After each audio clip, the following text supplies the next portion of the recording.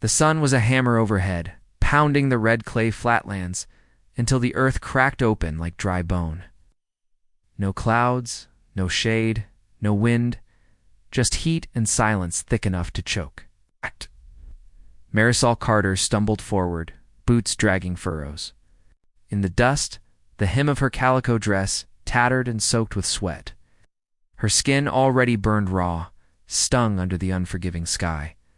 One hand clutched a canteen that sloshed with the last inch of warm, bitter water. The other held a worn bundle wrapped in a flour sack, her only possessions now. A comb, a photo of her parents, and the silver crucifix her mother had given her the year she left Missouri. Behind her, Dry Creek shimmered like a mirage already. A day's walk away, ahead, nothing but desert and death. "You have until sundown to disappear," Nathan Rusk had told her, his voice smooth as oil, full of venom. "Don't make us reconsider our mercy," they called. It mercy when they gave her a stolen horse, a cracked canteen, and a direction. They called it justice when the town council believed Rusk's lies that she'd stolen from the school fund, that she'd seduced a married man. No trial, no defense. Just a whispered verdict spoken over cigars and bourbon in Rusk's parlor, and the truth? Her horse had bolted during the night, startled by coyotes or maybe just tired of the company. Marisol had chased it until her legs gave out, then cried until her throat cracked like paper. Now there was only forward or collapse. She paused by a crooked Joshua tree, the only thing resembling shelter in miles, and leaned into its brittle trunk. Her breath came shallow. Every inch of her body begged for rest, but she knew better. The sun would kill her faster than sleep would save her. Crow wheeled overhead. She watched it with dull eyes, wondering if birds knew when death was close. She hadn't cried when they threw her out. Not in front of them. Not in front of the women who looked away, the men who nodded, like it was right and fair. She'd held her spine straight and her chin high. But out here, she was nothing but dust and sweat and prayer. And still, she would not beg. Somewhere beyond the ridge, a figure crouched in the brush, watching the trail she'd left. Bootprints staggered, shallow, uneven. Not a man's stride. Someone small, someone tired. Cole Maddox didn't believe in coincidence. He'd been riding the canyon edge, keeping his distance from Dry Creek. He'd passed through once before, long enough to know the stink of corruption when he smelled it. When he saw those prints, something twisted in his gut. Is a woman out here alone? That didn't happen by accident. He swung down from his horse and knelt, touching the imprint light. The heel was dragging. She was slowing. Dying. Maybe he looked up at the blank sun-sick sky midday. If she didn't find shade soon, she wouldn't live to see the moon. He clicked his tongue, mounted up, and turned toward the trail. I should have kept riding, he thought, but I've got enough ghosts already. Marisol walked until the ground blurred under her feet. Her hands shook. She tasted blood in her mouth, her lips cracked from the heat. She felt her knees give before she realized she was falling. The Joshua tree's thin shadow crawled. Across her cheek, the sun had shifted, but it offered no comfort. Her fingers uncurled, letting the canteen fall. Her eyes, scorched and gritty, stared past the sky into something deeper. She heard hoofbeats. At first she thought it was memory, her horse returning. Then a shadow passed over her, broad and real. She flinched. The voice was low, measured, not urgent, not cruel. Marisol blinked. A man dismounted, tall, lean, clothes, dusty with trail wear. His eyes were pale gray, shaded by the brim of his hat. One hand rested near his holster, the other held out a canteen. Easy now, he said. Small sips, dawn tea, rush it. She wanted to grab it, but her hands didn't work right. He knelt and helped her lift the water to her lips. The first swallow made her gag. The second saved her life. What's your name? He asked. Marisol, she rasped. Marisol Carter? He nodded, offered a rag for her to wipe her face. Yes. Cole Maddox. She tried to sit up. Pain screamed down her spine, but she gritted her teeth. Why'd you stop? He didn't answer right away. He stood, scanned the desert horizon, then looked back at her. "Because someone went through a lot of trouble to leave you out here," he said. "I don't let that sort of thing slide." They didn't speak much after that. Cole helped her onto his horse, slinging her pack behind the saddle. She sat in front of him, the heat of his body solid and strange against her back. He rode steady, letting the horse set the pace. She drifted in and out of sleep, the rhythm of the ride lulling her. Once she thought she heard him humming, an old tune with no words. When the sun dropped low and the land turned copper, Cole pulled them off the trail toward a rock outcrop. "We'll camp here," he said. He helped her down gently. Her legs nearly buckled, but he steadied her. "You're light," he muttered, more observation than insult. "I haven't eaten in 2 days," she whispered. He gave her jerky and hardtack, which she chewed slowly. He built a small fire, just enough for warmth, and spread a blanket beside it. She studied him in the flickering light. His face was sun-weathered, but not cruel. The revolver on his hip looked worn, used often, but his hands were careful. "You don't strike me as a man who helps strangers," she said. He shrugged. "I don't most days." She raised an eyebrow, then why today? Cole didn't answer right away. He poured them each a cup of coffee from his tin pot, sat beside the fire. Then, with eyes on the flame, he said quietly, "Because I've seen what men like Rusk do, and I've seen too many good folks pay for it." Marisol looked at him, heart thudding softly in her chest. "And you?" he asked, voice just above the crackle. "You planning to survive this?" She didn't blink. "I already have." "They may have cast me out," Marisol said, "but they're not done with me yet." And somewhere behind them, in Dry Creek, someone was watching the wind for signs of return. The wind had picked up by morning, carrying fine grit across the open plain, like whispers on sandpaper. Cole squinted into the horizon, one hand shielding his eyes, the other resting lightly on the reins. The sun hadn't climbed high yet, but heat already simmered beneath his boots. They needed to move. Marisol stirred behind him, cocooned in the blanket he'd tucked around her the night before. Her face was calmer now, skin less ghostly, lips not as cracked. She opened her eyes slowly, blinking at the wide sky above them. He handed her the canteen. "You'll want a drink now, before it gets worse." She sat up gingerly, wincing as her body reminded her what it had been through. "Where are we?" "Middle of nowhere," he said, mounting his horse. "But there's a place west of here, small settlement called Sage Hollow. If we keep riding, we can make it by sundown." She tried to stand, her legs trembling. He stepped beside her, steadying her without asking. Her pride bristled, but she said, "Nothing can you ride?" He asked. "I grew up on a farm, learned before I learned my letters." "Good, 'cause we're ridden double." He helped her up first, then swung into the saddle. Behind her, stiffened slightly as his arm came around her to hold the reins. His body was solid, radiating heat, but not oppressive. Just there, real. They rode in silence at first. The desert around them stretched endlessly, broken only by scattered brush and the occasional buzzard circling overhead. The rhythmic clop of hooves on dry dirt echoed in the still air. Eventually, Marisol spoke. "You always follow strangers into hell?" "No," Cole said. "I try to avoid people when I can." "So why me?" He didn't answer. Right away, Steady nudged the horse slightly left, steering toward the shadow of an outcrop where they could stop for a moment. When they reached it, he dismounted and reached to help her down. She refused his hand at first. Then her knees buckled, caught her. "You're stubborn," he muttered, steadying her. "Better than being helpless?" "Not helpless," he said. "You walked further than most men could have survived." Marisol lowered her gaze, embarrassed and exhausted. They sat in the shade. Cole handed her a strip of jerky, which she accepted without complaint. She chewed slowly. He broke the silence. "You mentioned Rusk, that he had a hand in this." She gave a tight nod. "Nathan Rusk is the richest man in Dry Creek. Owns the bank, half the land, and all the councilmen.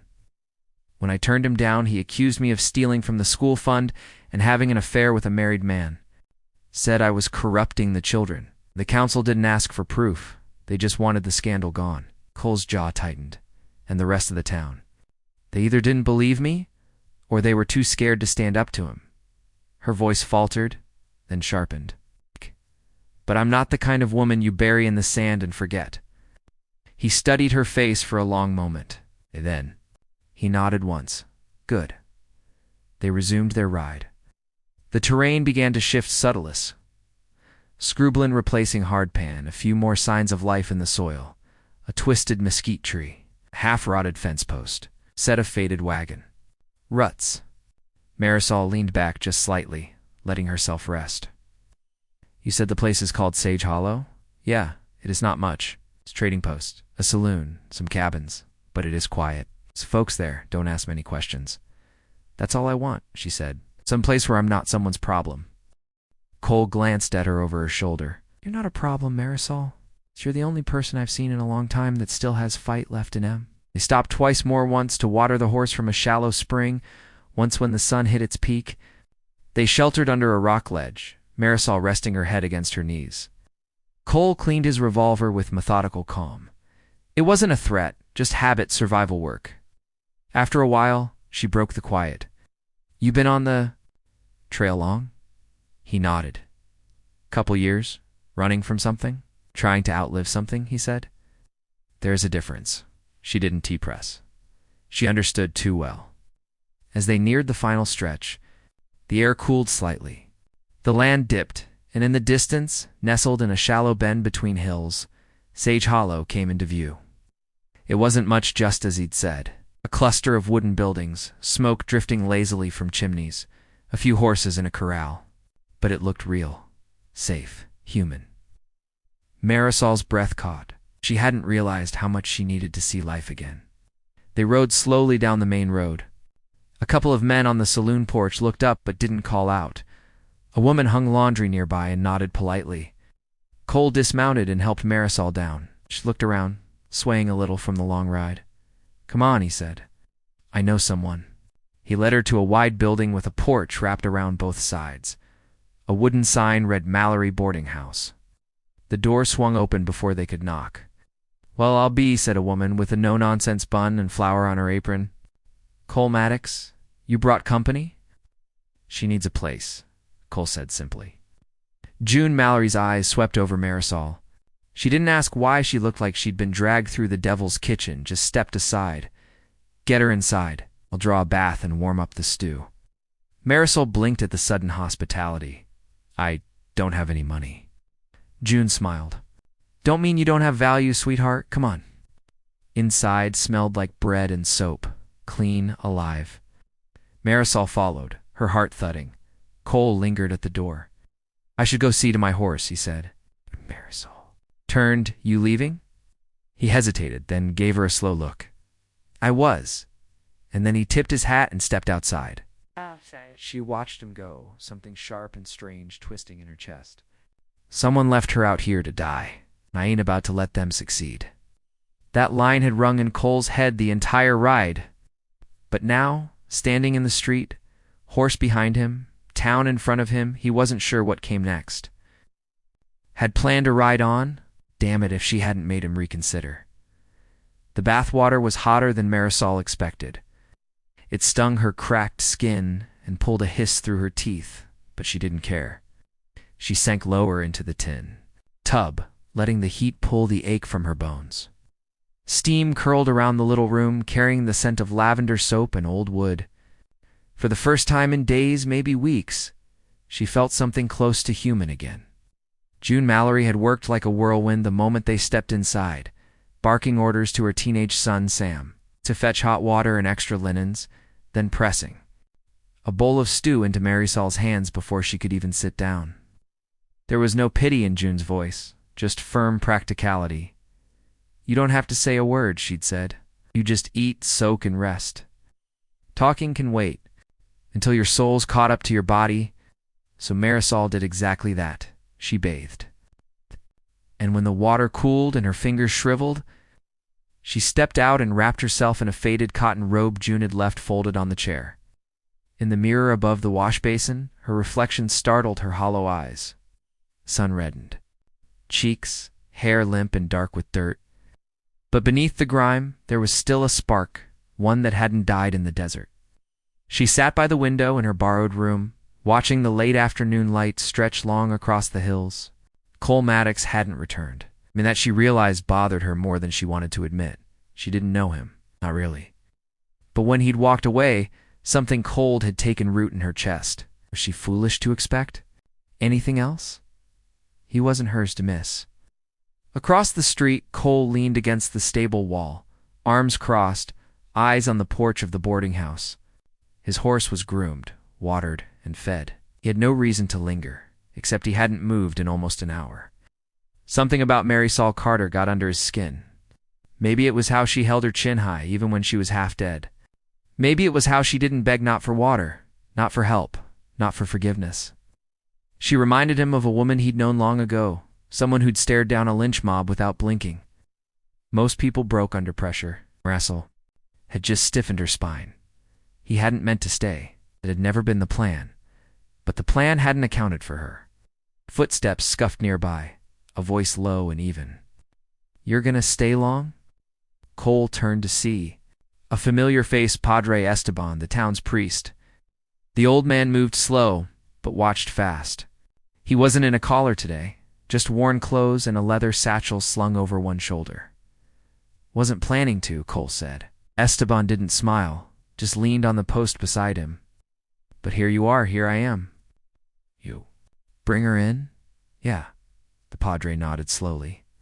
"She looked like hell. She earned it." That got a brief smile from the older man. "We don't get many new faces round here. June's taken to her already," says the girl's sharp tough. "Oh, she's more than that," Cole said before he could stop himself. Esteban looked over at him, eyes knowing. "You got business in Dry Creek still?" Cole didn't answer. "I heard whispers," the Padre went on. "Rusk's been talking big. Says he took care of a problem recently. You know anything about that?" Cole's eyes narrowed. "Maybe ain't yes or no." Cole shifted his weight. She didn't deserve what happened. He twisted the truth. "Turned a whole damn town against her and you," Esteban asked. "You planning to fix that?" Cole stared at the boarding house, jaw clenched. "I don't know what I'm planning," he admitted. Esteban nodded once. Then, "Don't wait too long to figure it out. Some chances don't circle back." Inside, Marisol dressed in a faded blue cotton dress June had dug up from an old trunk. It was a little loose, but it was clean, and for the first time in weeks, she felt like herself. A version of herself, at least one not caked in dust or fear. When she stepped downstairs, June looked up from the kitchen with a satisfied nod. "Much better," she said. "You clean up just fine." "Thank you," Marisol said, meaning it. For everything, June shrugged. "Anti-charity. You'll pull your weight when you're ready. You got skills." "I'm a teacher." June stopped stirring the pot on the stove. "You don't," he say. "They're a school. Here, sort of. A handful of kids. There's no official teacher since last winter. Padre Esteban's been trying to run lessons out of the church when he can." Marisol tilted her head. "I'd be willing." June smiled slowly. "I'll mention it to him." Dinner was quiet. A few boarders trickled in, a retired cattleman, a young ranch hand, a woman named Maddie who ran the laundry. They were polite, but didn't press her for stories. That, more than anything, made Marisol start to breathe easier. She kept glancing at the door, though. Every time it didn't open, something inside her pulled tight. He wasn't coming back. She had no claim on him. She told herself that over and over. But just after sunset, as the sky turned a bruised purple and lanterns flickered to life along the street, the door creaked open. Cole stood there, hat in hand, eyes on her. "Hope I'm not too late for a plate," he said. June waved. "Him in. Grab a seat, Maddox." He looked like a man trying to convince himself of something. He didn't argue, just sat down across from Marisol and accepted the plate she handed him. For a long moment, they ate in silence. Then, quietly, he said, "You ever think about going back?" Marisol met his eyes. "I think about burning it to the ground." That made the corner of his mouth twitch. She leaned forward. "But no, I'm not going back. I'm going forward."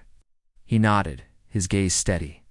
Then, maybe I'll ride that way too for a while. She didn't answer, but she didn't look away either. Outside, in the fading light, a dust plume rose on the far horizon. A rider moving fast, headed for Dry Creek. News always. Traveled slow in the desert, but it was coming. And when it arrived, it would turn everything on its head. "You saved my life," she whispered. Cole didn't answer, but his silence said plenty. And tomorrow, when the sun rose, they'd start west together, toward a town called Sage Hollow, and the ghosts waiting beyond it. The sun hadn't fully risen when they rode out of Sage Hollow.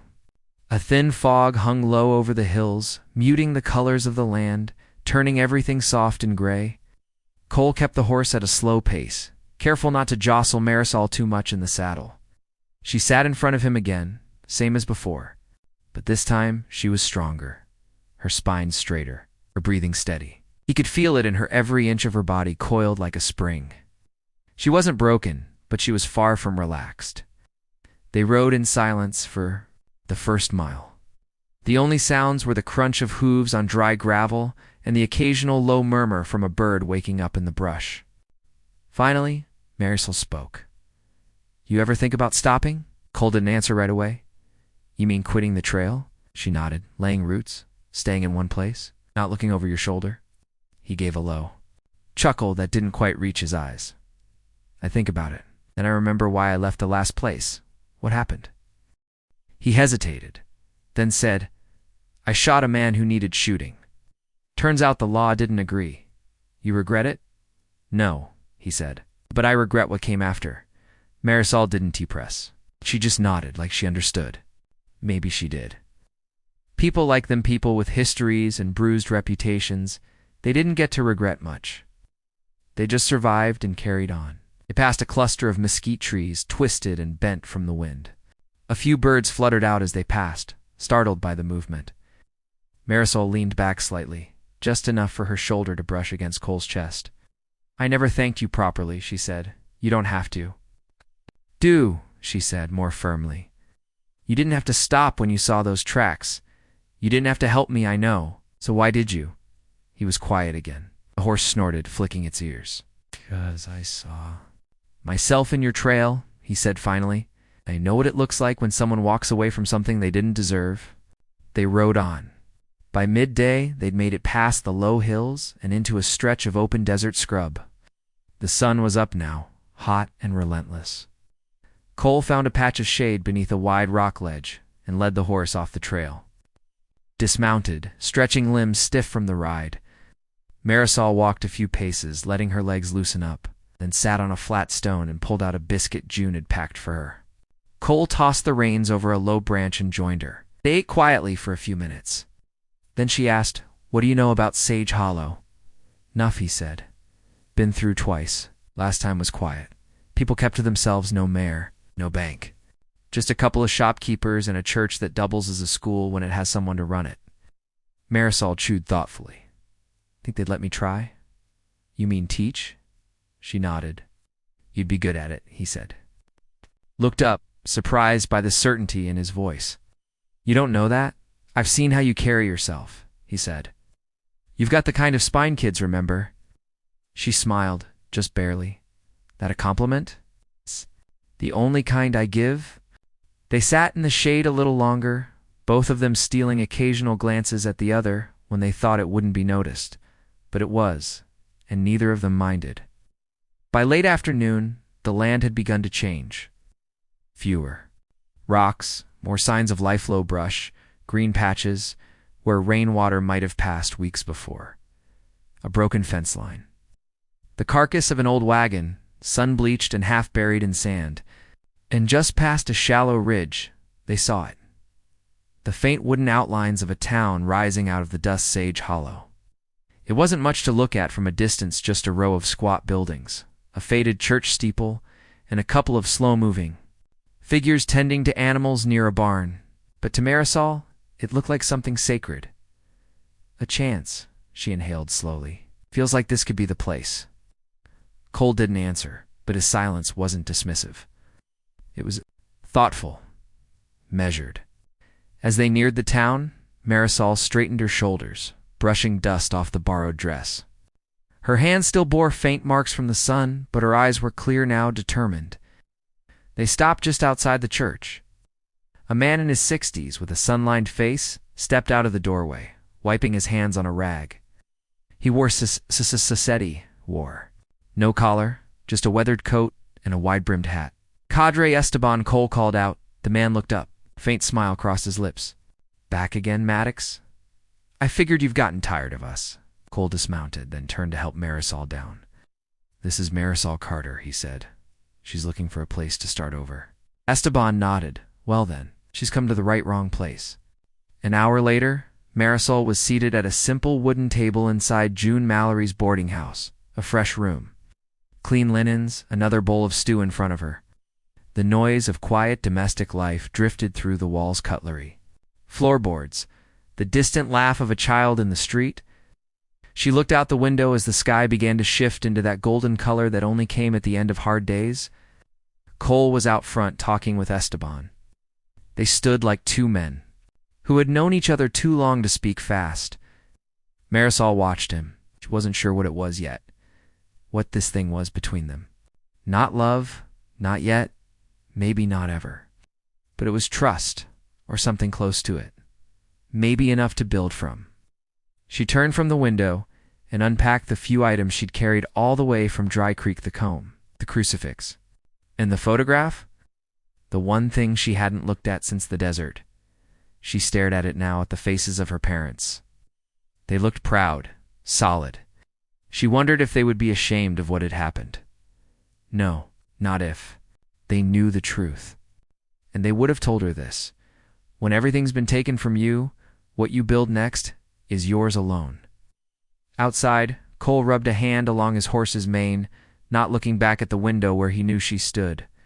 Esteban said, "Quietly, you planning on staying?" Cole didn't answer right away. "Then, that depends on what?" He finally looked up. "On whether this place can hold the past off long enough to give her a future. You planning to disappear once I'm safe?" she asked. He didn't lie. That was the plan. But the trail didn't end here. Not for her, and maybe not for him either, not with Dry Creek still whispering behind them. The church in Sage Hollow wasn't much, just a single-room building with crooked windows and a bell that hadn't rung in years. But inside, the air was cool and quiet, and for Marisol, that was enough. Padre Esteban stood at the front. Near a makeshift chalkboard, sleeves rolled to the elbows, brushing dust from a stack of old primers. "They're not much," he said. "Pages missing, ink faded, but they'll do." Marisol ran her hand gently over one of the books. "Better than nothing." He watched her a moment, his expression unreadable. "You sure about this?" She looked up. "I need something to build." He nodded. "That's reason enough." She spent the afternoon sorting supplies, what few there weren't, scrubbing down the benches, while the sun poured golden light through the window panes. By the time she was done, sweat ran down her back and her hands were raw. But there was a lightness in her chest she hadn't felt in weeks. Across the street, Cole watched from a distance. He'd taken a room at the livery for now, sleeping. Above the tack room on a straw mattress that creaked when he turned. It wasn't comfortable, but comfort wasn't what he was after. He'd lived in enough towns to know what it looked like when a place welcomed you, and in what it meant when they didn't. So far, Sage Hollow hadn't made up its mind. He helped where he could, repairing a fence for old man Jacobs, delivering a sack of flour to Maddie at the laundry, chopping wood behind the saloon. It kept his hands busy, gave him reasons to linger. What he didn't do was go inside the church. Not yet. Not with the way he felt when he looked at her. That was a dangerous kind of feeling. That evening, Marisol sat on the boarding house porch, sipping coffee that had gone cold. Her dress was wrinkled, her back sore, but she felt good. Solid June came out and handed her a folded apron. "If you're staying, you're working," she said. "Mornings at the stove, evenings with the kids. Deal?" Marisol smiled. "Deal." June settled into the chair beside her. The porch creaked under their weight. For a long while, they said nothing. Then June asked, "He's staying too?" Marisol didn't answer right away. Don Tino, you want him to? She looked out at the street, where Cole leaned against the rail outside the livery, eyes scanning the horizon like he always expected trouble to come galloping over it. I don't want him, she said quietly. But I do. June just nodded. That's how you know it's real. Later, when the sky darkened and lanterns lit up windows across the street, Cole finally crossed to the porch. You done building your schoolhouse yet? He asked, voice low. Almost, she said. You planning to enroll? Not.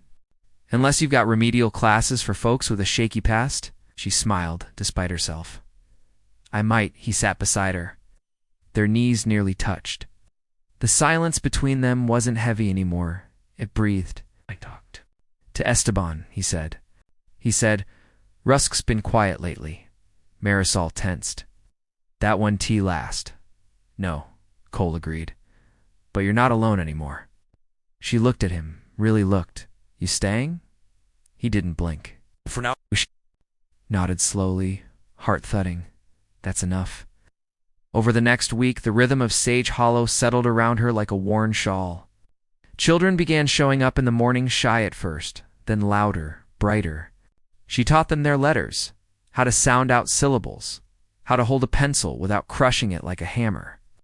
They learned fast, and they laughed often. Even Cole stopped by some mornings, leaning against the doorway with a cup of coffee in hand, watching her like she was something he didn't want to name out loud. He didn't smile much, but when he did, it lasted. At the edge of town, a man named Dwight Keller spat into the dirt and muttered to his partner, "Too fast." She walks in out of nowhere, and now she's running the school, working the kitchen, sitting beside Maddox like she owns the porch. His partner Gus scratched at his stubble. You heard what happened in Dry Creek? Some Dwight said. Enough to know she brings trouble? Gus shrugged. Maybe trouble's what this town needs, Dwight stared at the bell tower above the church, eyes narrowing. Maybe trouble's what this town's about to get. The next morning, Marisol opened the door to the church and froze. Someone had scrawled on the wall beside the entrance, crude letters drawn in black coal, "Dry Creek Trash. We don't forget." Her breath caught in her throat. She stepped back slowly, pressing a hand to her chest. Not fear. Not exactly, but something colder. Cole found her there minutes later, standing still, eyes locked on the message. He didn't speak, just looked at it, then at her. Guess someone doesn't want me here, she said. Cole knelt, took a wet cloth from his pocket, and started scrubbing the words away. You are here, he said. I'll get used to it. She stared down at him, at the man who had no reason to care but kept showing up anyway. Not leaving, she said. I know. That night, Marisol lit a candle in the church window and left it burning long after dark. Quiet signal, a line drawn in soft firelight. She wasn't running anymore, and anyone who tried to move her now would have to go through more than one set of footprints. In Dry Creek, word had started to travel whispers. A rider passing through had mentioned seeing a woman teaching school in Sage Hollow. Said she looked familiar. Said her name was Marisol. Nathan Rusk read the message once. Then again, knuckles whitening around his glass of bourbon. He stared into the fireplace. She should have stayed buried, he muttered. Then he stood. It's like I'll have to finish the job. Myself, Marisol watched him walk toward the stables. Why do I want him to stay? She whispered to no one. And across the desert, someone else had already started riding. Marisol's hands smelled like chalk and ink. Her nails were stained from broken graphite, and her back ached from bending over rough-hewn desks all morning. But as she stood at the front of the church-turned schoolhouse and watched the last of the children scatter home, dusty-faced and laughing, she felt something stir deep in her chest, a kind of peace she hadn't known in a long time. Peace and something else belonging. She closed the lesson book, her fingers lingering on the dog-eared cover. Tomorrow, she'd teach fractions. Today, they'd read about a boy lost on an island who learned how to survive with nothing but wits and fire. The children had listened wide-eyed, especially the younger ones, hanging on every word like it was gospel. One boy, Eli, had asked, Miss Carter, how did he not go crazy, being alone like that? And she'd said, without hesitation, because he never stopped building something. As long as you're building, you've got a reason to keep going. That answer had stayed with her long after the last child had left. She'd walked home under a sky full of wind and distant clouds. Thunderheads stacked along the horizon, waiting. The desert never changed fast, but when it did, it didn't ask permission. By the time she stepped inside the boarding house, the scent of stew and baked beans had filled the air. June looked up from the stove. "You relate?" "Lost track of time," Marisol said, brushing hair from her face. "They're reading now." "Really reading," June smiled. "That's a kind of miracle in this town." Marisol hung her shawl near the door, then caught sight of Cole through the front window. He was helping Sam shoe a stubborn mule, his sleeves rolled to the elbows, face streaked with dust. He moved with the quiet focus of a man used to, doing things alone, and yet somehow he always made space for others. She didn't call out, she just watched. June followed her gaze. "He's still here? I know you're scared of that?" Marisol turned. "No, I'm scared of needing it." June didn't answer. She didn't need to. That evening the wind picked up. Not wild, not yet, but the kind that carried whispers across the land. It whistled through fence posts and brushed against windows like breath. Cole noticed at first how the horses shifted in their stalls, how the chickens grew quiet. Storm's coming, he thought. But not just weather. Saddled his horse anyway, more out of instinct than purpose, then stopped when he saw her. Walking toward him, Marisol didn't say anything at first, just leaned against the post beside him. "I used to think teaching was about control," she said, "keeping things orderly, keeping kids in line. But now I think it's about hope." He looked over. "Hope." She nodded. "You teach because you believe there's something better ahead for them, even if there wasn't for you." He watched her eyes narrowing. "You're building something," he said. "Trying to." She looked up at him, eyes steady. "You think I'm foolish?" "No," he said. "I think you're dangerous. Because when people like you start believing again, it makes the rest of us wonder if we can too." She didn't know what to say to that, so she said nothing. Later that night, the wind rose higher, rattling windows and sending dry leaves skittering down the street. A few families tied their shutters. Someone's lantern blew out. Marisol sat at the table in her room, grading a few crude spelling tests by candlelight. She didn't look up when Cole knocked. She knew it was him come in. He stepped inside, hat in hand, something unreadable in his eyes. "I need to tell you something," he said. She set the pencil down, waited. "I sent a letter to a man in Dry Creek.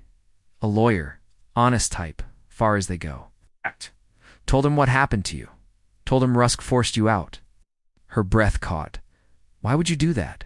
"Because truth matters," he said. "Even if it doesn't change anything." She stood slowly. "And if it does, then you'll be cleared. You can go back, start over somewhere else, without any shadows." She looked at him for a long time. "Is that what you want?" "For me to leave?" He didn't answer. Then, quietly, "What I want stopped mattering the minute I found you in the desert." She stepped closer. "Well, it matters to me." He looked at her, and for a second, the walls he kept so tightly built around him cracked. "I don't know how to stay," he admitted. She touched his hand, then learned. 3 days later, the lawyer came. A thin man with a black coat and a briefcase that squeaked when he opened it. He brought papers, real ones, signed and sealed. A notarized confession from Nathan Rusk, penned days before his death. A transfer of funds, a clearing of her name. Marisol stared at the pages like they were ghosts. "I don't understand," she said. The lawyer shrugged. Sometimes guilt does strange things to men. Maybe he thought he'd win either way. She barely heard him. Rusk was dead. And she was free? Cole stood outside the church when she told him. "I don't know what to feel," she said. "Feel whatever you want," he said. "You earned it." She looked at the paper again. Their money. Enough to start over. "You could go anywhere now." She looked at him. "So could you?" He studied her, then looked away. "Doesn't mean I want to." That night, she lay in bed staring at the ceiling. The wind had died down. Quiet felt heavier than the storm. Somewhere out there, Rusk was gone. Buried, forgotten, But what he left behind still echoed inside her, inside Cole, inside the choices they hadn't made yet. She thought of the children's voices echoing in the church, of Cole's hands cleaning coal off the church wall, of June handing her that first bowl of stew. Maybe this wasn't just survival anymore. Maybe it was the beginning of a life. It was him. Why won't he come back? But the truth had already crossed the desert, and it would soon bring more than answers. The knock came just after sunrise. 3 short raps, then silence. Marisol froze at the sound, halfway through buttoning her dress. Outside, the town was just beginning to wake. Chickens clucked near the fence line. A dog barked once, and quiet again. She stepped to the window and peeked through the curtain. 2 men stood on the porch. One tall and rail-thin, dressed like a cattleman with worn boots and a hat pulled low. The other, younger, with a sharp jaw and a badge half hidden beneath his coat. Not locals. June's voice rang out from downstairs, tight and alert. Marisol. She didn't hesitate. She was down the stairs in seconds, heart hammering. June stood just inside the front door, one hand on her hip, the other holding a wooden spoon like a weapon. The 2 men waited with the kind of calm that made her skin crawl. The taller one spoke first mornin', name is Hollis Reed. This here's Deputy Lawton. Marisol said nothing. The deputy tipped his hat. We came from Dry Creek, I figured, she said flatly. We heard about Rusk, Reed said. His death was unexpected. Some folks got questions about how it happened, and about you. Marisol didn't move. Letter. Cleared my name. What more is there to say? Hollis glanced at Lawton, then back at her. That letter wasn't written in town. It was sent from a stop 3 days outside Dry Creek, no witnesses. No confirmation, just his signature. Think I forged it? Her voice was sharper now. I haven't been anywhere near that town since they threw me into the dirt. We're not accusing, Lawton said quickly. This is verifying facts. That is all Reed shifted. We'd like to ask a few more questions. Privately, June stepped forward. She's not going anywhere without her Sasso. I'll go, Marisol said before June could argue. They sat in the church. Marisol chose the front pew, where she felt strongest. Sunlight spilled through the windows, catching in the dust motes that hung in the air. Cole arrived not long after, boots echoing down the wooden aisle. Said nothing, just took a seat beside her, solid as stone. The 2 men asked their questions. Where had she been? Did she have witnesses? Did she know of anyone who might have wanted Rusk dead? Each answer came measured and calm. Her hands didn't shake. Her voice never wavered. And yet Hollis Reed kept watching her like a man taking notes for later. When it was done, Lawton stood. We'll be staying in town a day or 2, just to wrap things up. Fine, Marisol said. But I won't be hiding. Reed nodded once. We never asked you to. But something in his eyes said otherwise. That afternoon, Sage Hollow turned quieter than usual. The townsfolk noticed the strangers, the way they watched doorways and didn't smile at children. Old man Jacobs kept his store closed. Maddie paused her, washing every time they passed by. Marisol taught her lessons anyway. She stood at the front of the church school, chalk in hand, voice steady, refusing to shrink. But inside, her nerves were raw. When the children left and she was alone again, she sat in the stillness of the empty room, staring at the confession.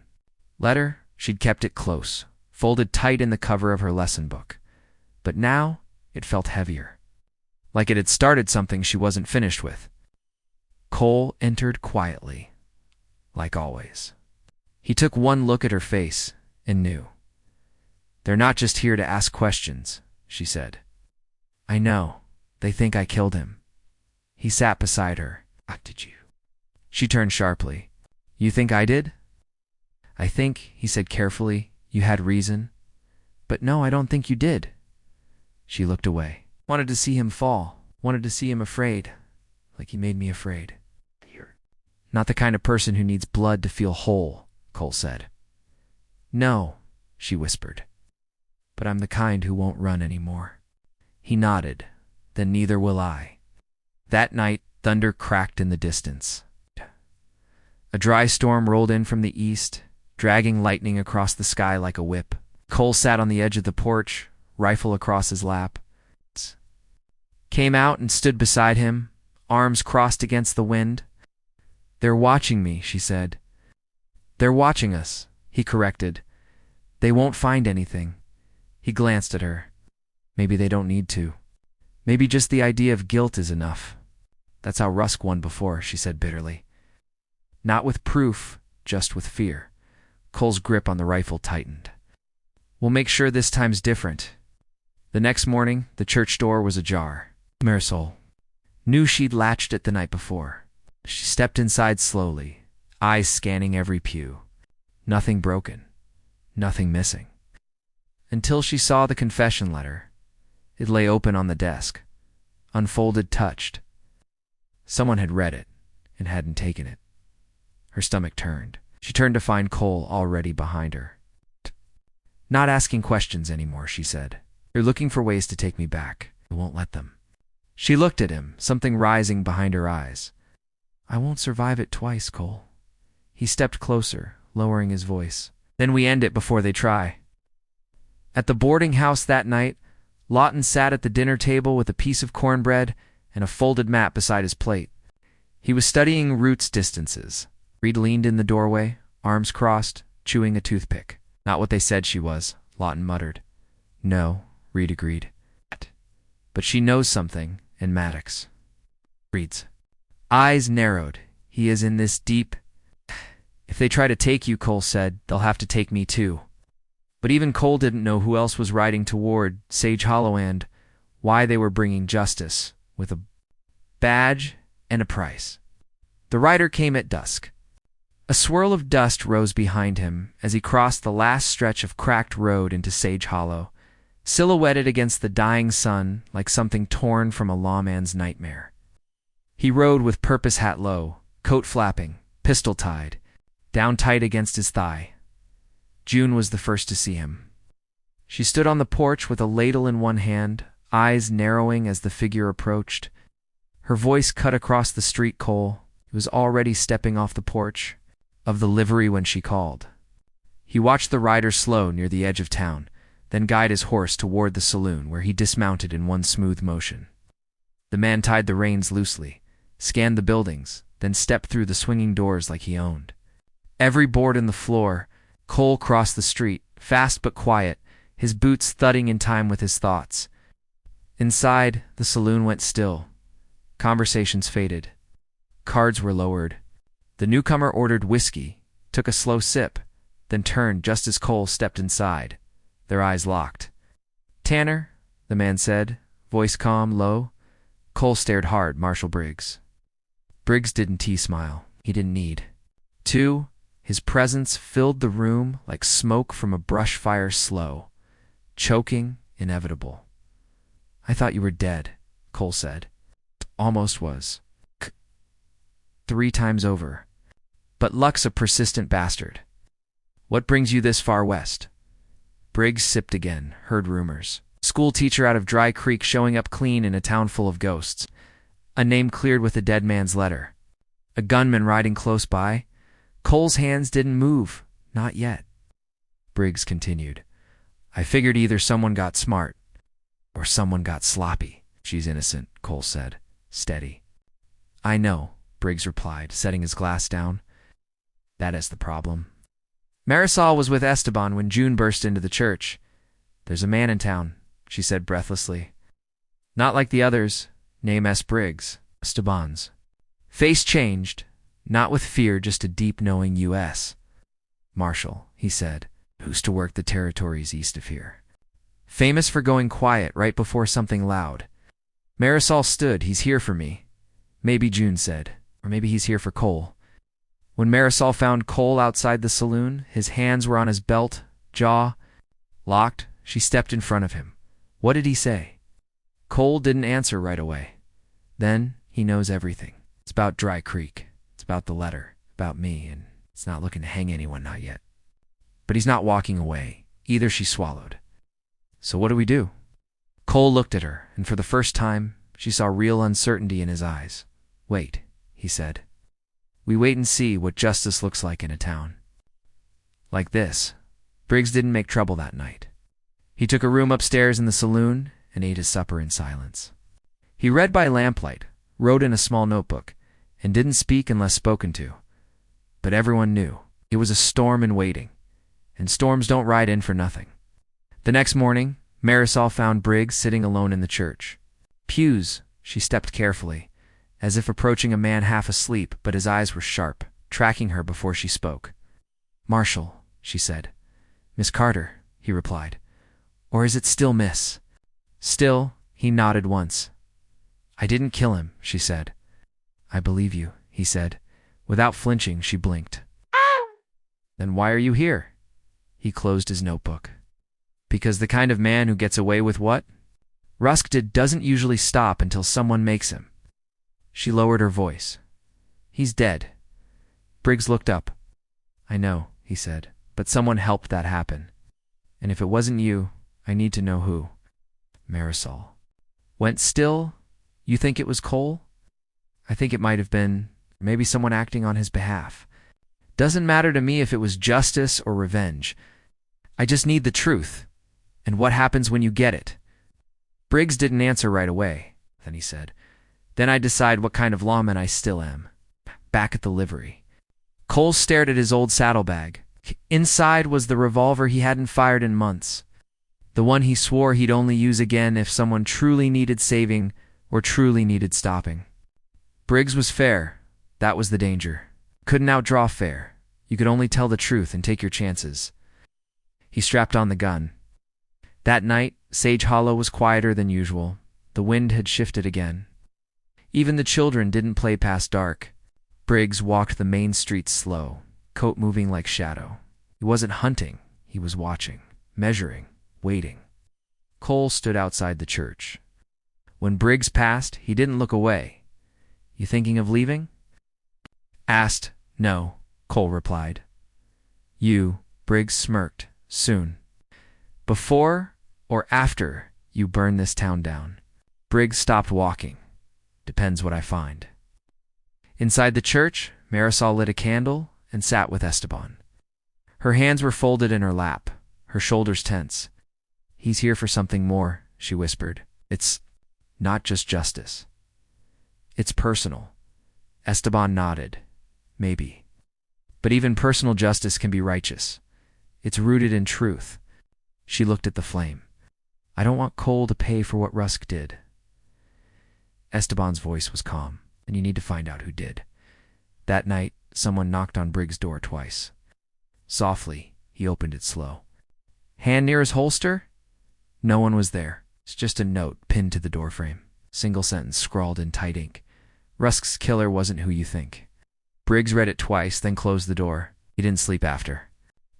He just waited. "He doesn't want justice," Cole said.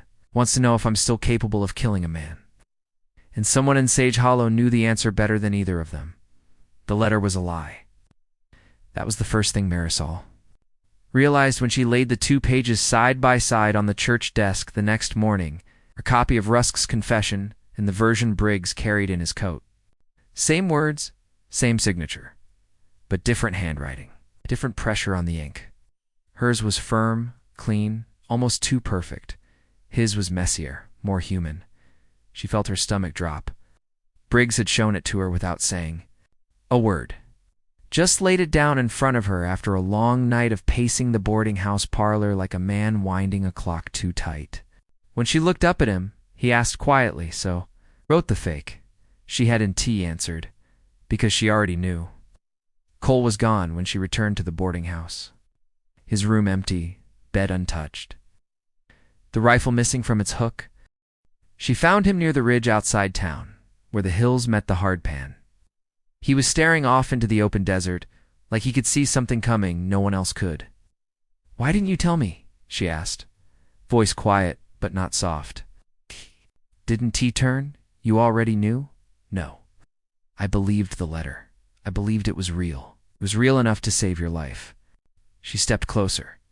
"Did you write it?" His silence said yes.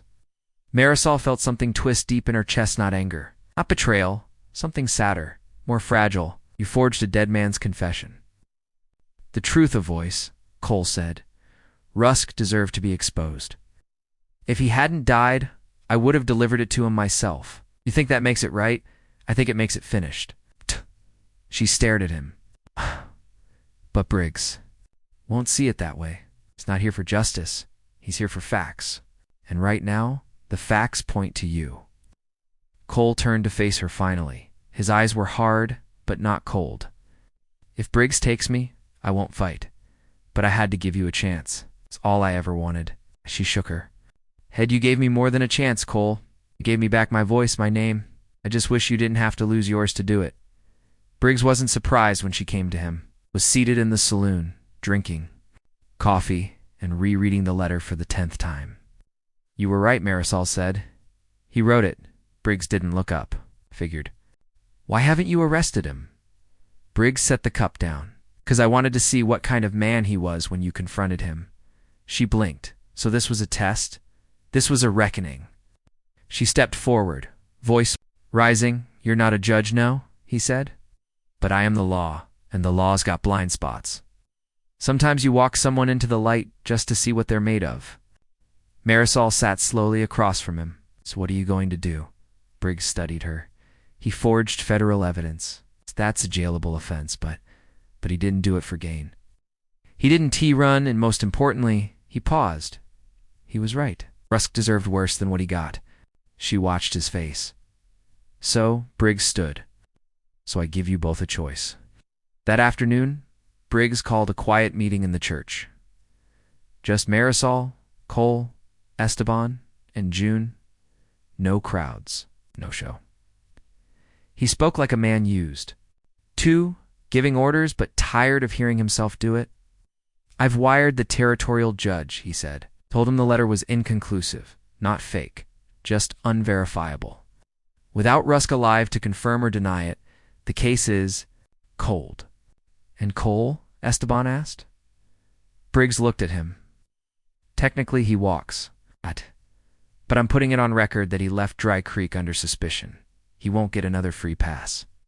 Cole didn't argue. He just nodded once. June looked from one to the other. So what now? Briggs turned to Marisol. Now it's up to you. She raised an eyebrow. Me. I came here because I thought justice had been manipulated. Maybe it was. But if you want to keep teaching, if you want to stay in this town, it'll mean living under the shadow of that lie. Even if it saved you.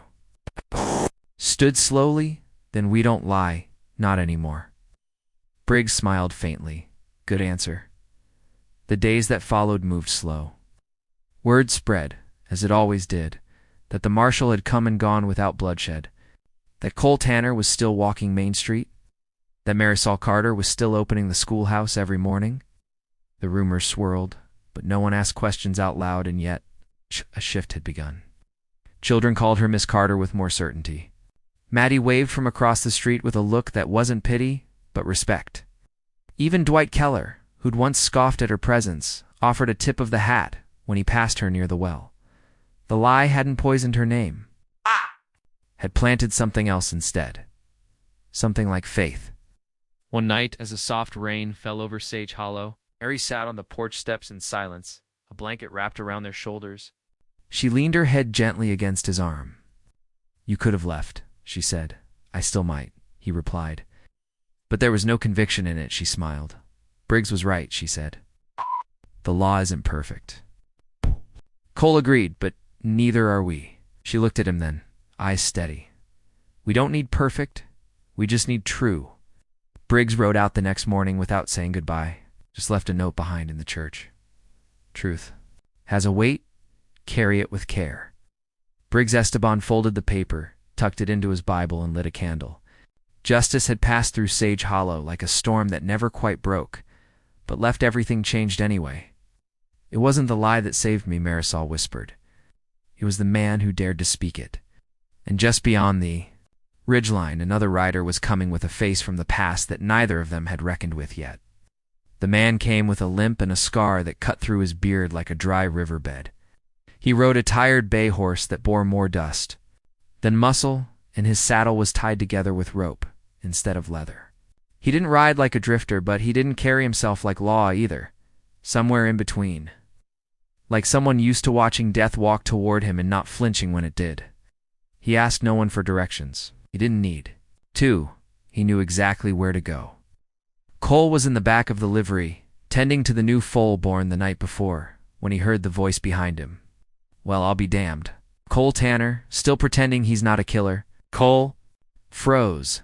Then he turned. Tobias Crane. Tobias grinned, if you could call it that. The scar made it crooked. It's been a long trail, not long enough. Crane tipped his hat back. Heard you found yourself a quiet little life school teacher, church house, respectable folks? Cole wiped his hands on a rag. You didn't ride all this way for small talk, no? Crane said. I came for the truth, maybe a little payback. They'd once ridden together years ago, in a town no one remembered anymore, doing work no one put in books. Tobias had always been the wild one, the one who smiled in gunfights and drank with devils. Cole had tried to outrun that life. Tobias had kept pace with it. Their parting had not been peaceful. You still carrying her name? Tobias asked now. The woman in Dry Creek? Cole stiffened. She's here, ain't she? That teacher? Marisol? Oh, Cole, step closer. Leave her out. Of this, Tobias' smile vanished. Kinti? Rusk was my cousin. The words hung there, thick and sharp. Cole didn't flinch. He deserved worse than what he got. Maybe, Tobias said, but family is family. Marisol was in the church when Esteban found her, his face pale beneath the brim of his hat. There's a man. In town, he said. Not like the others. She knew it wasn't Briggs. She didn't ask his name. She just walked out into the street and found them, Cole and Tobias, standing 10 feet apart, like the beginning of something dangerous. Tobias turned first. You must be the teacher. Marisol didn't speak. I heard a lot about you. Shame about what happened. In Dry Creek, shame about Rusk? She met his gaze. There's no shame in surviving a monster. Tobias gave a low chuckle. He might have been cruel, but he was still my blood. Cole stepped in front of her. You came here for revenge, you say it plain. Tobias tilted his head. Revenge is simple. I want something more useful. Marisol's eyes narrowed. What? The name cleared can travel far, people talk? I heard someone forged a letter to do it. Cole stiffened. Tobias smiled. I want that skill. I want your reputation, Tanner. You give me what I ask. Cess protection. Maybe even a little inkwork hand, I'll leave her be. Marisol stepped forward. He'll die before helping you. Tobias shrugged. Then maybe you will. First, that night, Sage Hollow went tense. The townsfolk felt it in their bones. They locked their doors, pulled their children in early. The bar stayed quiet. The church stayed lit. Cole sat on the front steps of the schoolhouse, cleaning, his revolver in the dark. Marisol stood behind him. You can't give him what he wants. I know. And if he comes for you? Cole looked up at her. Then we finish what we never did. She moved closer. He's not like the others. He doesn't want justice or clarity. He wants rot. Wants to spread. Whatever broke him, he didn't answer right away. Then, he whispered, he thinks I'm still the man who left him bleeding in Yuma. Maybe I am. You're not, she said firmly. Not anymore. He looked at her. Really looked? Then help me prove it. The next day, Tobias made his move. He didn't start with a bullet or a threat. He started with a whisper. He spoke to Dwight Keller. Said Cole was dangerous. Said the school teacher was a fraud. Said Dry Creek had buried the wrong truth. Then he went to Maddie. Said Marisol. Carried scandal like a badge and brought violence with her wherever she went. The whispers spread. The next morning, someone carved Liar into the door of the schoolhouse. Marisol saw it before the children arrived. She didn't flinch. She just scrubbed it off with water and lye, hands bleeding from the effort. Esteban helped. June brought fresh cloth. Cole stood guard. And the children came anyway. Every one of them.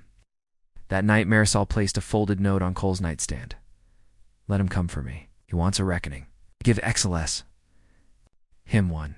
Tobias found her walking the edge of town, alone, near the old dry well. I figured you'd come, he said. She turned slowly. You think I'm afraid? He smiled. Oh. They stood in silence for a beat. Then she said, Rusk tried to end me with lies. You want to do it with fear? Neither of you wins. Tobias stepped closer. You don't have a gun. I don't need one, she said, because you're already losing. You came here to break us, but this place is stronger than you. He drew slowly, not fast, not flashy. That was when Cole stepped out of the shadows. You touch her, he said, and we both know how this ends. Tobias didn't turn. He just asked, You finally ready to finish what we started? Cole's voice was steady. Not the man you remember. Tobias smirked, then prove it. You want the old me? Cole said, raising the revolver. He's dead. And you're about to join him. The draw would be fast. But the consequences would echo far longer than either could imagine. The first shot didn't come from Cole. It came from Tobias. A twitch of the wrist, a flash of silver, the crack of a revolver echoing across the dry well at the edge of Sage Hollow. Cole dropped low, instinct and reflex wrapped in one, the bullet singing past his ear and slamming into the wooden beam behind him. He rolled, came up crouched, and fired one center mass. Tobias stumbled back, eyes wide with disbelief, clutching his side.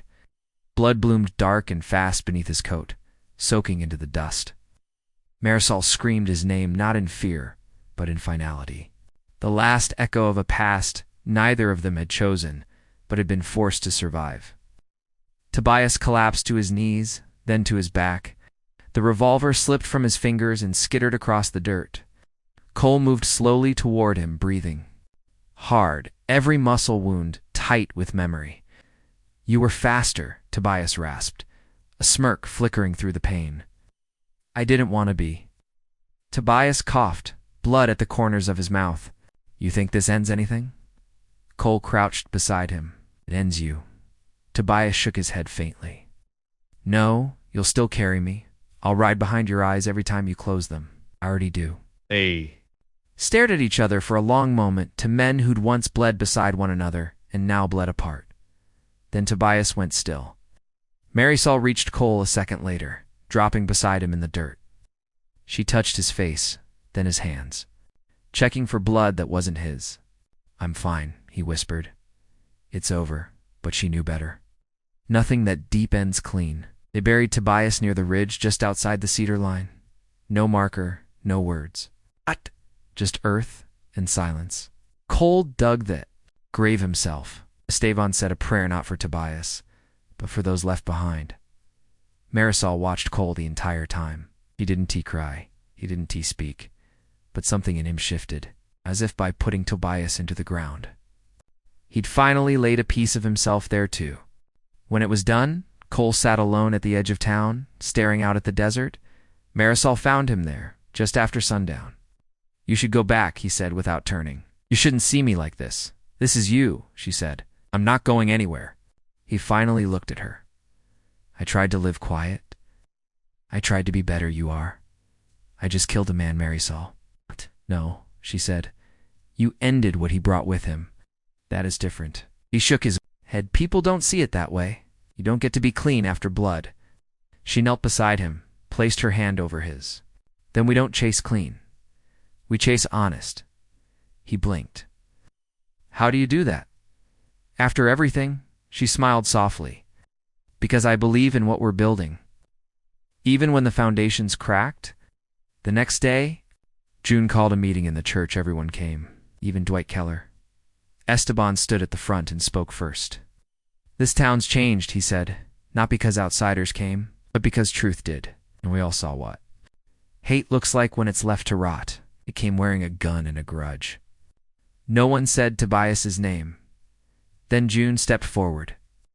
We can let this break a sore. We can decide who we are together. Eyes turned to Marisol, then to Cole. Cole rose slowly, hat in hand. I can't promise peace. He said, I can't promise I won't mess this up. I'll stand with you, and I'll fight for this town if it ever needs me. He paused. And I'm done running. After the church emptied, Marisol stood at the altar alone, staring at the candle she'd lit the night Briggs left. It still burned. Cole stepped beside her, not saying anything at first. Then he asked, You ever think about leaving? Sometimes, she said.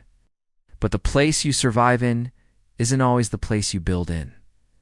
That is what I thought. Until now, he nodded. You think Sage Hollow's ready for that?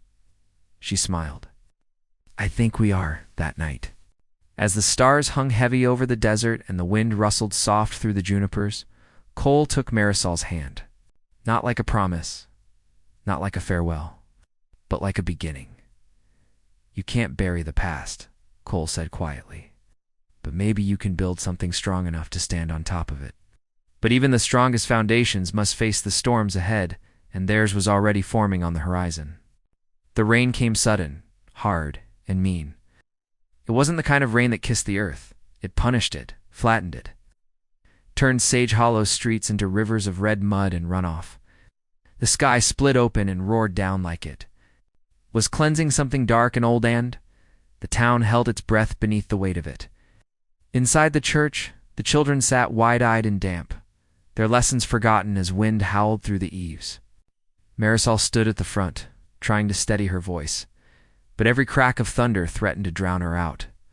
Let's count by fives, she said, chalk in hand. Just like we practiced. 5. The kids whispered 10. 15, but their eyes weren't on the board. They were on the door on the storm. Cole was out in it. He'd left before dawn with Esteban to help shore up the riverbank west of town, where the soil was thin and the bridge even thinner. They'd promised to be back by midday. Midday had come and gone, and now the water was rising. Marisol tried to keep the children calm, to keep their minds on numbers and spelling and the story of the brave dog who crossed a mountain alone. But her own thoughts weren't still. They were with Cole wherever he was, soaked to the bone, maybe face down in a wash with a snapped horse and no rope. At some point, she stopped pretending. All right, she said gently. That's enough for today. Let's get you all home safe. The storm had not stopped when dusk came. It had grown teeth. By the time Marisol reached the boarding house, June was pacing the kitchen, a rifle leaning against the stove. Dwight Keller says the bridge gave out. Marisol's hands trembled. Did anyone see them? No, just heard the north slope caved. Water's cutting through it now like butter. Marisol didn't speak. She couldn't. The fear crawled too fast through her ribs. Don't go out there, June said, as if reading her mind. Marisol grabbed her cloak anyway. You'll die in it, June warned. But you ain't strong enough to pull him out. I'm strong enough to try. June stepped. In front of the door, if you go out there, you better come back with more than a body. You hear me? Marisol met her eyes. I will. She found him by lantern light. Cole was half buried in wet clay, clinging to the shattered beam of the bridge like it was the last honest thing he had left. His horse was gone. Esteban nowhere in sight, Cole. She screamed into the wind, slipping down the slope, mud swallowing her boots. His head jerked toward her. His face was smeared with dirt and blood, Marisol. She reached him, dropped to her knees beside him. What happened, Esteban? He fell in, tried to brace the far. Sighed. Rope snapped. Is he? Cole shook his head once. I don't know. I can see him. Marisol scanned the churning waters, heart pounding. There was no shape, no movement, just the river eating the land piece by piece. We have to go, she said now. Cole tried to move, winced hard. Ankles busted. I couldn't get up. She slung his arm over her shoulder, teeth clenched. Then I'll carry you. Never make it. Watch me. A way back was a blur of pain and grit. Mud pulled. At every step, wind screamed in her ears. Cole's weight was deadening, but she didn't stop. Not when her knees buckled. Not when her shoulder tore. Not even when her boot split clean in half on the rocks. She didn't stop, because he hadn't not for her, not for this town. They reached the edge of Sage Hollow just before midnight. June and Esteban, soaked but alive, rushed out to meet them with blankets and oil lamps. Cole was near unconscious, his lips blue. June grabbed Marisol's face. You did it. Marisol nodded once before collapsing into her arms. They laid him in the boarding house parlor, lit a dozen candles, wrapped him tight in flannel and prayers. Esteban tended to the ankle. June kept the fire roaring. Marisol sat beside him, holding his hand, whispering things she didn't even realize she was saying. "I thought I lost you," she murmured once. "You didn't," he whispered. Back, then quieter. "I wouldn't go without you." He didn't sleep through the night, but he survived it. And by dawn, the rain had stopped. The sun broke over the ridge like forgiveness. Children returned to the church with fresh shoes and soggy hair. Townsfolk gathered in the saloon, sharing what food they could, drying soaked maps and rebuilding. Fences by hand, the river had changed its course, but the town was still standing. Later that week, as Cole sat on the porch with his ankle bound and his soul a little steadier, Marisol joined him. She handed him a fresh cup of coffee, her fingers brushing his. "Why'd you go?" she asked. Looked out toward, though. "Ridge, because someone had to." "No," she said. "Why you?" He turned to her. "Because when it comes to this place, and to you, I don't know how not to." She leaned in then, resting her forehead gently against his. "You don't have to carry the town alone." His voice cracked a little. "I'm learning." "The river didn't take him," Marisol said. "But something else still might." Because while nature had tested their bodies, a darker threat was quietly threading its way. Toward their hearts, and this time, it wouldn't come in the form of a man with a gun. Oh. It started with the well. Maddie was the first to notice it water. Running cloudy, with a strange metallic taste. She'd drawn a full bucket before she realized something was wrong. By the time she poured it out, her hands were shaking. Esteban tested it next, and within hours, he was doubled over in pain. By sunset, 3 more families had fallen sick. At first, folks blamed the flood, said maybe the storm churned up something from the old mines upstream. But deep down, Marisol knew better. It wasn't natural. This was deliberate. Cole stood over the well the next morning, leaning on his crutch, jaw tight. The cover had been moved. The edges of the stones were scraped fresh. "This was tampered with," he said, "not by accident." June was already boiling. "Water in a copper pot, so someone's trying to poison us?" "Not trying," Esteban muttered from the church steps, pale and sweating. "They already did." Cole stared at the horizon. "Tobias is dead. So who the hell is left that wants to gut this town?" Marisol found the answer in the mail. A single envelope, no name, no stamp, just left on the schoolhouse desk. Inside, a note in sharp, slanted script. "Sins buried still bleed. Sage Hollow was built on someone else's bones. Start digging." Beneath the note, a torn page from a land deed dated 30 years prior. The name scribbled at the bottom, Alonzo Carter, Marisol's father. She sat down hard, the world tilting slightly, though she hadn't spoken his name in a decade.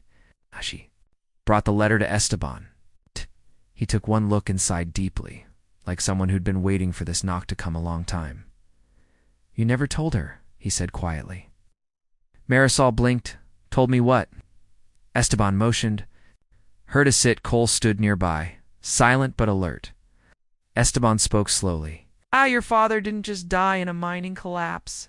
He was the one who sold that land to the company that built the shaft, knew it was unstable, took the money anyway." Marisol's stomach turned.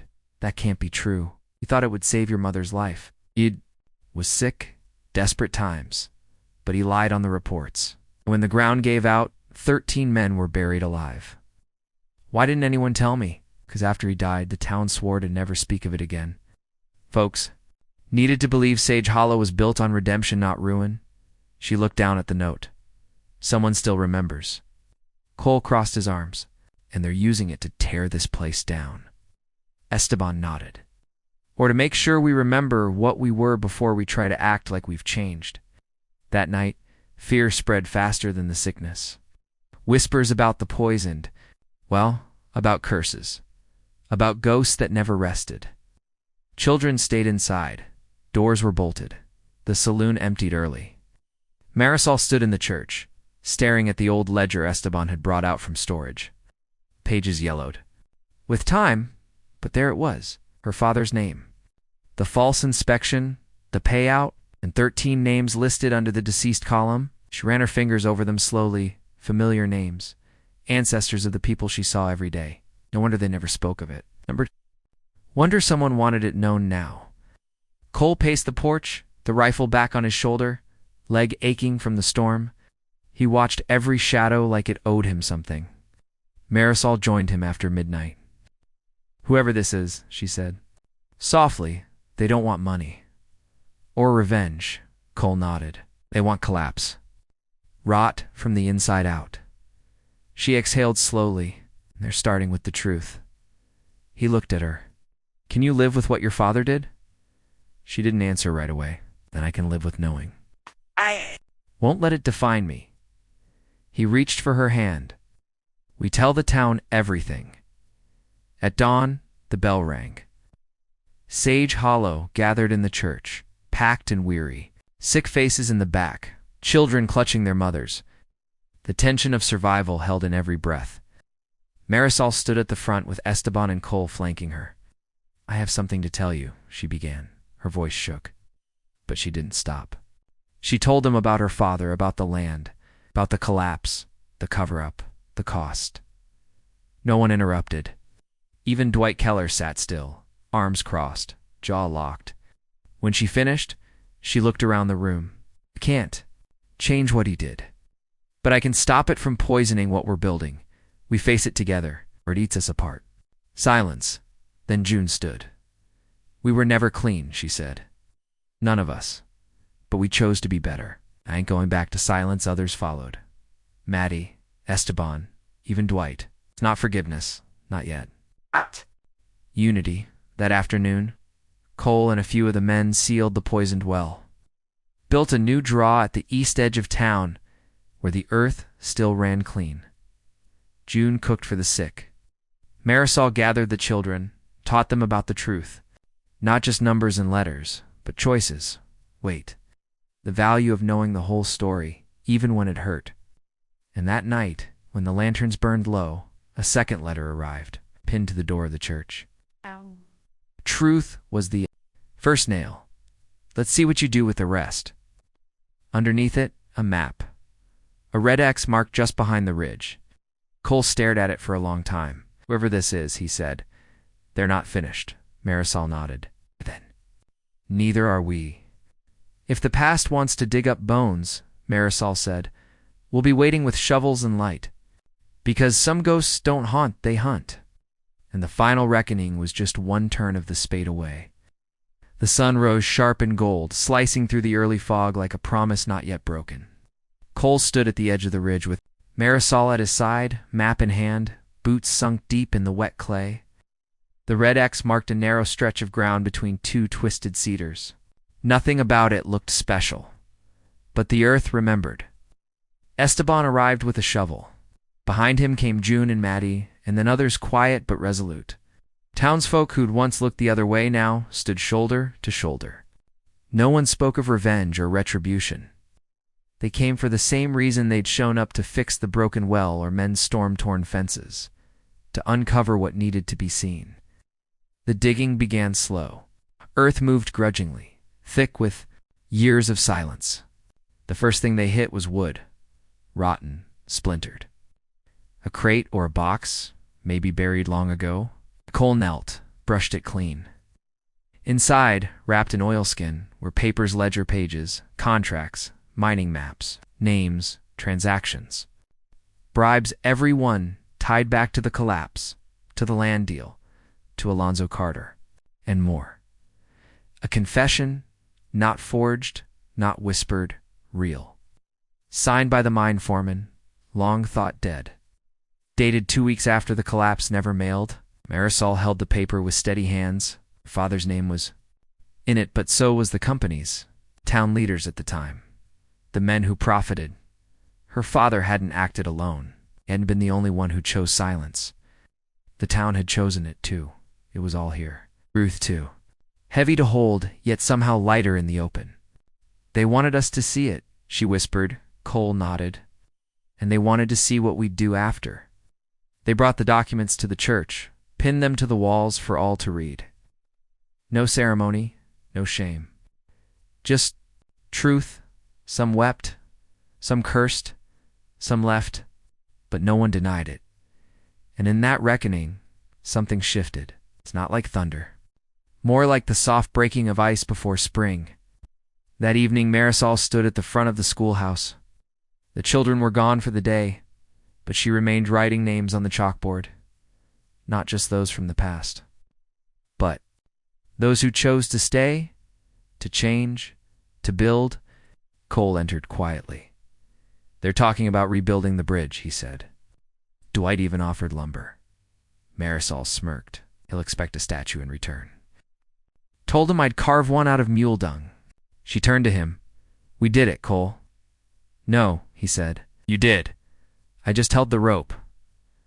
She stepped closer. Oh, you were the rope. He looked at her, and this time he didn't look away. Stay, he said. Not just for the town, not just for them, for me.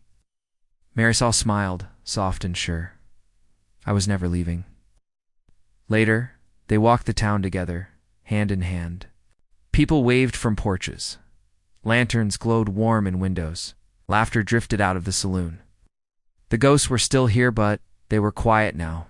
Not gone, but no longer feared. They'd been named, faced, given rest. In the church, Esteban rang the bell, once low and steady. He turned to June. You think they'll make it? She watched the pair disappear down Main Street. Watched Marisol lean her head on Cole's shoulder. I think they already did, she said. At the ridge, the cedars swayed gently. In the wind beneath them, the ground was whole again. No more secrets, just soil and growth. We weren't built perfect, Marisol said, but maybe we were built to heal. And Cole answered, that's enough for me. Because in Sage Hollow, the past would always whisper. But now, the future had a voice too, and it belonged to them.